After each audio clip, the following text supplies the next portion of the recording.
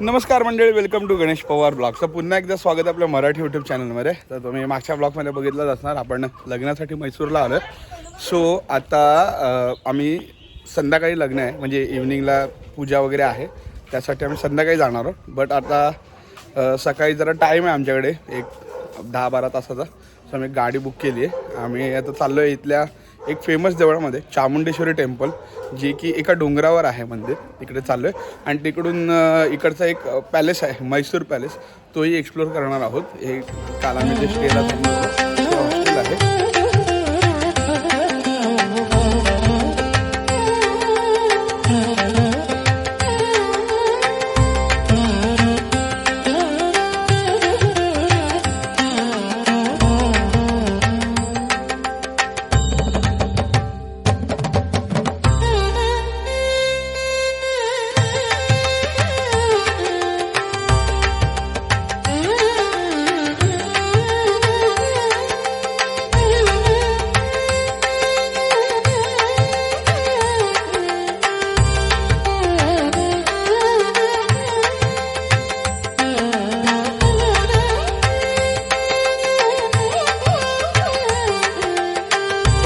Authenticate नाश्ता करायला.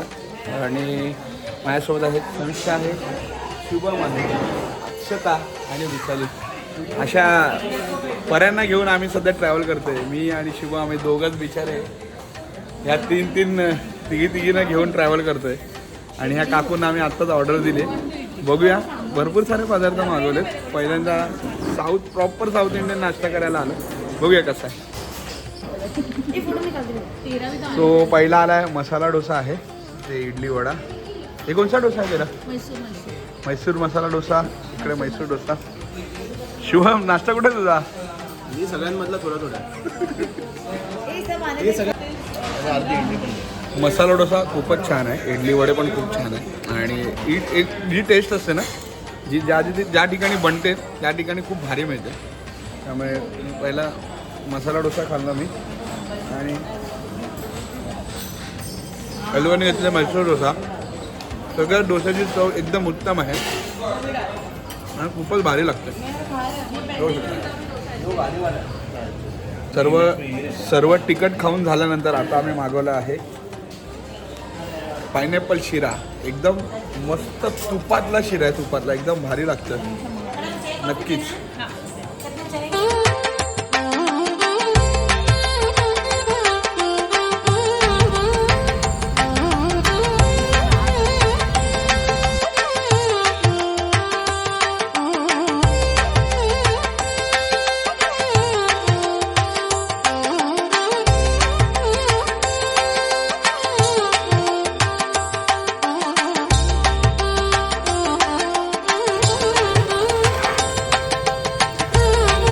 So आता आम्ही येऊन पोचलेलो आहोत चामुंडेश्वरी टेम्पलमध्ये. खूपच छान असा रस्ता होता, पूर्ण घाट रस्ता होता, छान रस्ता होता.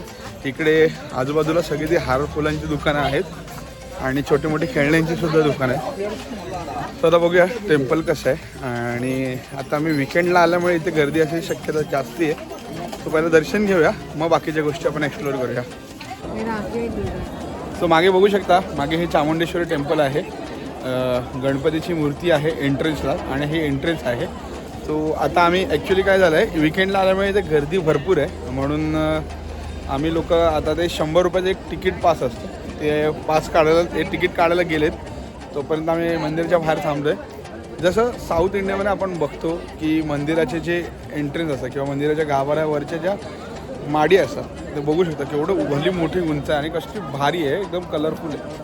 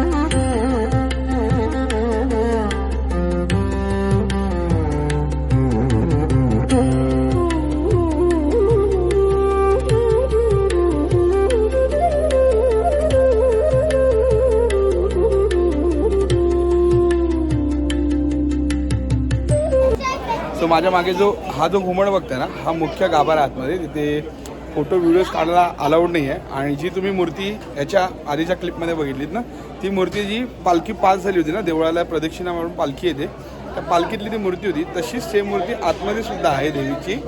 सो मूर्ती बघितली खूप आतमध्ये साऊथचं मंदिराचं जे वातावरण आहे ना, ते खूपच भारी असतं. नेहमीच तुम्हाला भारी भेटेल आणि वातावरण तर खूप छान आहे. आणि आतमध्ये पूजा अर्चना चालू आहे. तुम्ही ह्या इथे होम पण करू शकता, तर त्याचे काही चार्जेस आहेत वेगवेगळे, तसे ते चार्जेस पण करू शकता.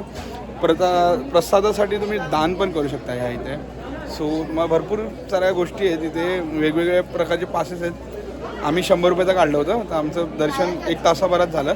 पण जनरलला लाईनीमध्ये जवळपास 2-2.5 तास लागत आहेत. आणि दुसरं एक पास आहे ते 300 रुपयाचं आहे, 500 रुपयाचं, असे वेगवेगळे पासेस आहेत. छोटा पास 50 रुपयाचा आहे, पण तुम्हाला 2-2.5 तास लागतील. आणि नॉर्मल लाईनमध्ये 3 तास तरी दर्शनासाठी लागतील.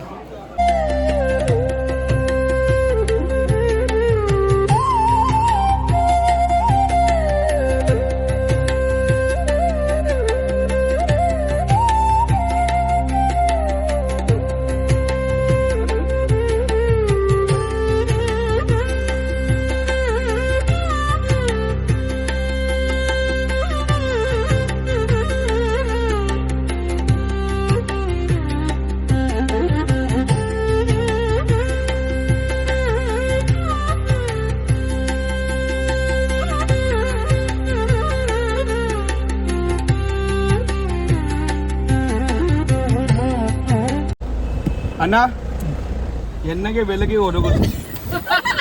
तू समझा? हाँ. नहीं तू समझा नहीं. ಅಣ್ಣ ಈಗ ನಾವು ಬೆಳಗ್ಗೆ ಹೋಗೋದು. ಎಲ್ಲಿಗೆ ಹೋಗೋದು? अरे यार कैसे कैसे लोग रहते हैं यार यहाँ पर. चलो तुमको पागल कुत्ते का गाड़ी उठा के ले जाएगा बता रहे हैं हम.